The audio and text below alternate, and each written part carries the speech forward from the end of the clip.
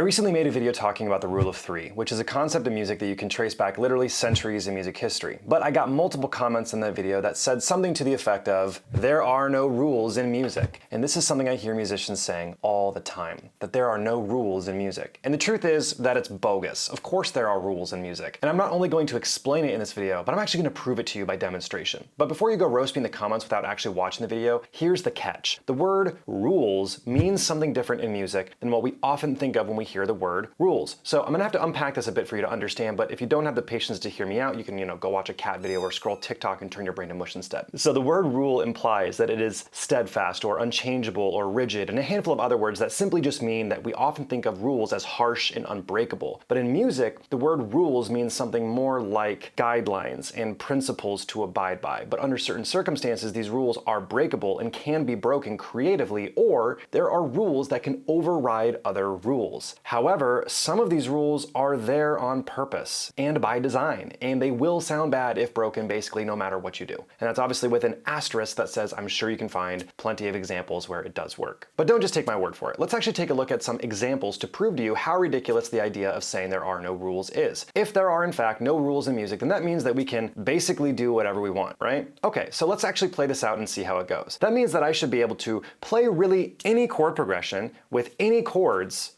and it'll sound great, right? So let's just go ahead and try this. Let's try C major, F sharp minor, B flat major, and E major. Let's try that in a 4-chord progression.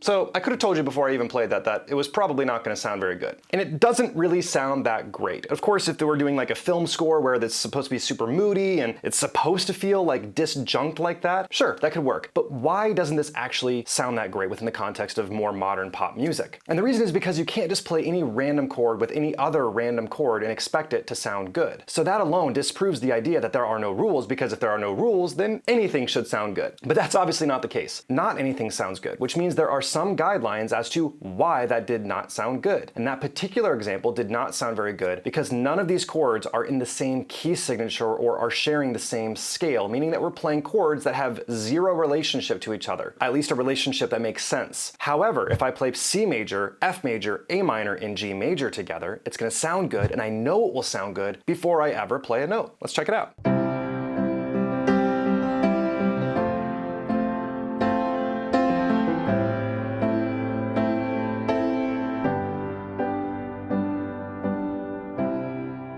See, that sounds great, and musically it makes sense, and we're very familiar with a progression like that. But why? It's because each of these chords contain notes that are shared amongst each other in the scale of C major.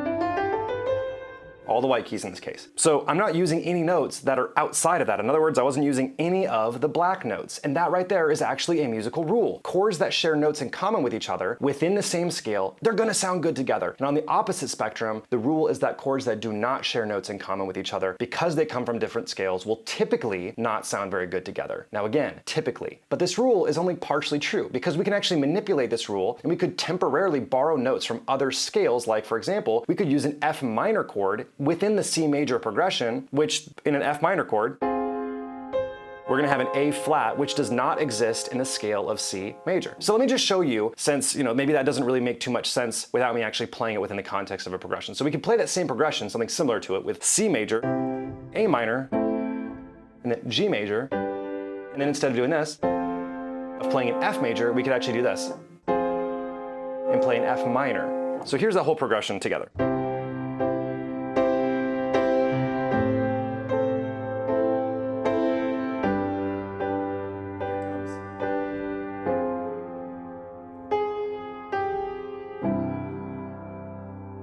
Now that sounds great. It sounds very different, right?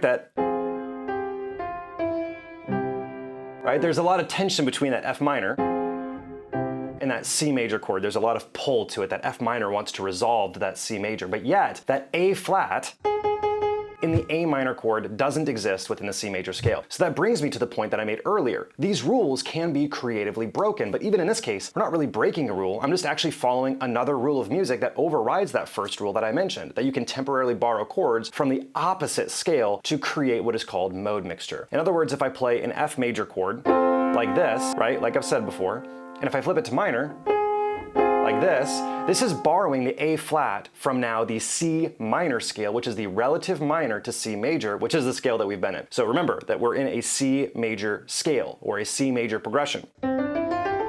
All of those notes are usable, but I can actually take the relative minor scale, C minor, which has 3 flats, E flat, A flat, and B flat, and I can now use these together and temporarily use notes from that minor scale within the context of a major chord progression, like I did with that F minor chord. So by quote unquote breaking that rule of using chords with notes that aren't in the C major scale, it wasn't really breaking the rule at all. It was just using another rule that can override the first rule, and I can do it creatively. And I know this is a lot to take in, especially if you're not familiar with this. Now I could actually do this again and actually take that G major chord and do the exact same thing by making it minor as well. Again, this is going to be using mode mixture, borrowing from that C minor scale. It's the same rule we just talked about. So this rule is not like a firm and set in stone rule. It's a principle of music that can be broken creatively, but you wouldn't want to do that unless this is the sound you actually want. So here's using that G minor chord instead within this C major progression. Oh, and before I play this, I'm just going to say this because I already know this before even playing it, that by playing that G minor chord, it's going to give a sense of mystery, of awestruck wonder, if you will. And I know that because I know how it's going to sound.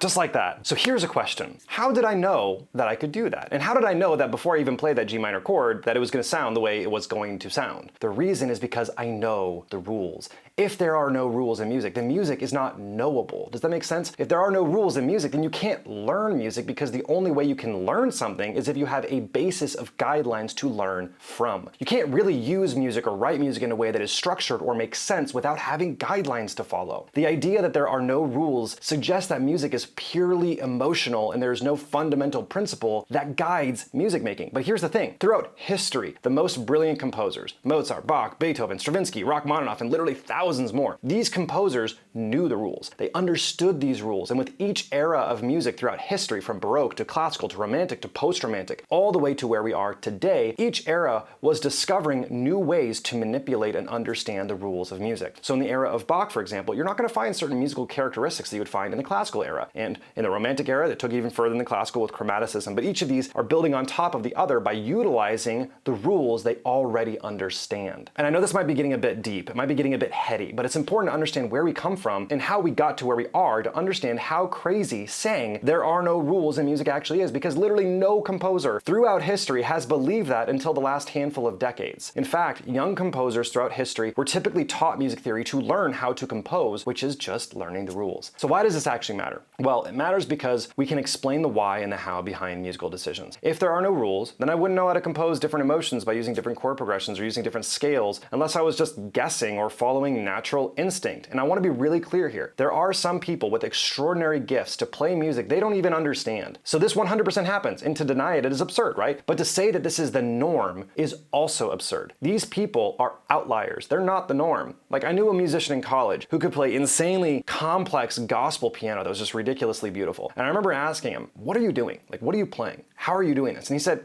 I have no clue. I just play. And that right there is not normal. That is not typical. And if you believe that this is just how it is, that some people have it and some people just don't, then that's actually very discouraging, to be honest with you. How is that encouraging to believe that some people are destined to be musically gifted and others, well, sorry, sucks for you. You're just not. This is also not to ignore that some people do have that musical gifting that is not normal. But the reality is that music is learnable. It is something you can learn and improve. So I think you get the point. The truth is that there are rules in music. This does not mean that music is void of emotion or somehow learning there's rules means that you will somehow lose your soul to the evil devil that is called music theory. Instead, learning learning the rules is about deepening an understanding of the nature of music because these rules exist whether you know them or not. Think about that for a moment. They exist outside of you, which means that by learning them, you are opening your mind to a discovery of how music works. It's like pulling the curtain back and seeing all the beautiful features that make up music, from scales to chords to melody to rhythm and more. Without learning how music works, then it really does feel like guessing. And I know for me, I don't really feel like making music is about guessing. I want to make music that I understand, and I want to create music that pulls at the heartstrings in some cases, or perhaps gives off this epic feeling in others, but I don't want it to feel random. And what's funny is that all the people who actually think there are no rules in music find themselves following the rules unknowingly, which is actually kind of ironic. I hope this helps you see that music is something you can learn and understand. It isn't some mystical thing that abides by no rules or sense. And with that, I encourage you to delve into the world of learning how music actually works. If there's a topic that you actually want me to cover on this topic of music, let me know in the comments, because I do want to be making more videos on this channel oriented around overall musicianship.